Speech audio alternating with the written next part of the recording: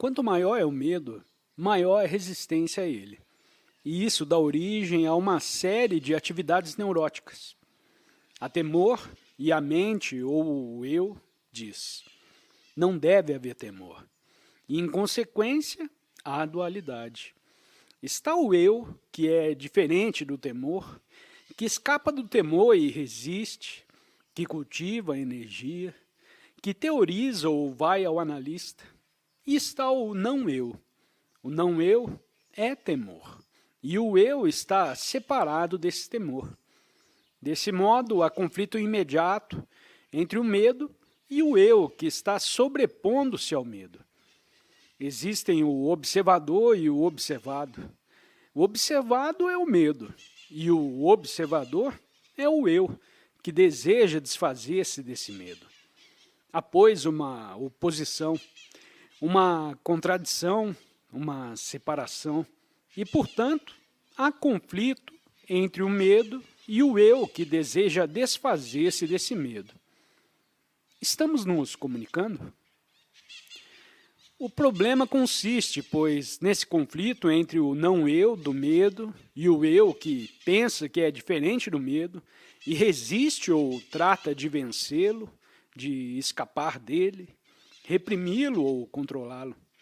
Essa divisão dá lugar invariavelmente ao conflito, tal como acontece entre duas nações com seus exércitos, suas armadas e seus governos soberanos separados. De modo que existe o observador e o observado. O observador que diz: devo me desfazer dessa coisa terrível, devo terminar com ela. O observador está sempre lutando e se acha em um estado de conflito. Isso se converteu em nosso hábito, nossa tradição, nosso condicionamento. E o romper qualquer classe de hábito é uma das coisas mais difíceis, porque nós gostamos de viver em hábitos, tais como o fumar, o beber, ou os hábitos sexuais e os psicológicos. Igual ocorre com as nações, os governos soberanos que falam de meu país e seu país, meu Deus e seu Deus, minha crença e sua crença. Por tradição, combatemos e resistimos o temor, e assim incrementamos o conflito e avivamos ainda mais o medo. Se isso estiver claro, podemos então dar o seguinte passo que é: existe alguma diferença real entre o observador e o observado, nesse caso específico? O observador pensa que é diferente do observado, o que é o medo. Há alguma diferença entre ele e a coisa que observa, ou são ambos o mesmo? É óbvio que ambos são a mesma coisa. O observador é o observado. E se surgir algo totalmente novo, então não há observador absolutamente. Mas dado que o observador reconhece sua reação como medo, ao qual conheceu previamente, essa divisão existe. E conforme aprofundamos mais e mais no assunto, como espero que estejam fazendo agora, descobrimos por nós mesmos que o observador e o observado são essencialmente o mesmo. Portanto, se forem o mesmo, que dá por completo eliminada a contradição, o eu e o não eu, e com eles também se elimina totalmente toda classe de esforço. Mas isso não significa que alguém aceita o medo ou se identifica com ele.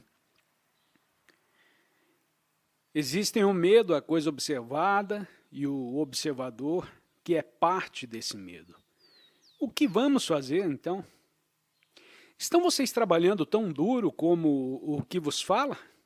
Se meramente escutarem as palavras, então temo que não resolverão a fundo essa questão do medo.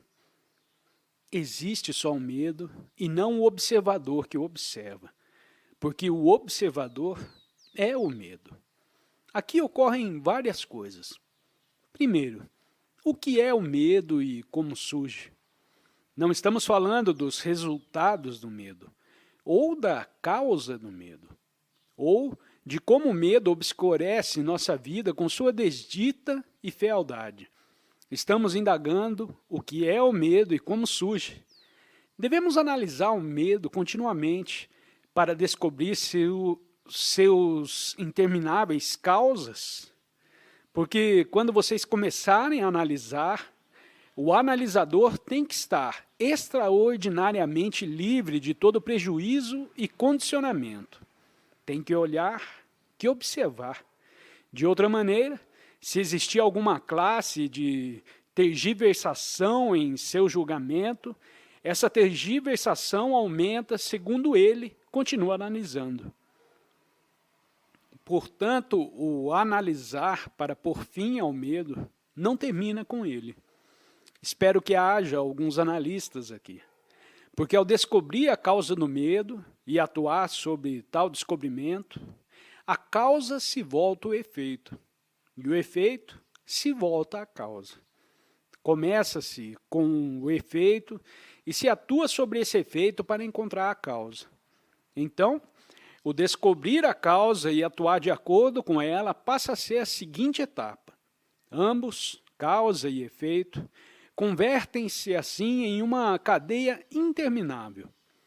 Se descartarmos a compreensão da causa do temor e a análise do temor, então, o que terá que fazer?